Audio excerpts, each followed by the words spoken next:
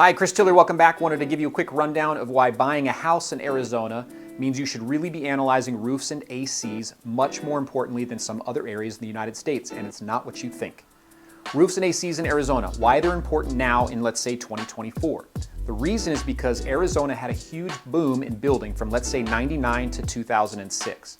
The crash came and we were impacted more than most. We stopped building from, let's say, 06 to 2013. We had this gap. So when you're going to buy a house today, you have two very, very different houses. You have some homes that are 25 plus years old, and you have homes that are 10 years or newer. That gap means that when you go buy a house today in Arizona, roofs and ACs are big indicators of value when you're talking about future home ownership costs. If you're going to buy a house in 2003 and it has an original roof, you are very likely going to have to replace that very, very soon. You need to get a good idea of that replacement cost, and your agent is going to be a good resource for that. Depending on where they're at, the slope of the roof, is it tile, is it asphalt, is there a flat roof, is it foam? There's a lot of factors that come into play.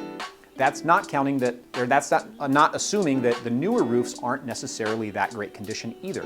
During that boom process, after our crash, we also dealt with some, let's just say, contractors that weren't as good. They were putting up these massive, massive communities. Time was of the essence, and they just kind of splashed some things together. Not saying that there aren't great ones out there, but it is definitely something to be aware of. So just because the roof is newer doesn't necessarily mean that it's not going to need issues sooner than what maybe an older roof might need. So definitely some things to think about. It's unique to the Arizona market. Las Vegas might be another good example that you would take into account for, but these areas are very, very different than, let's say, California. There's different nuances within our state that you should be aware of as a buyer.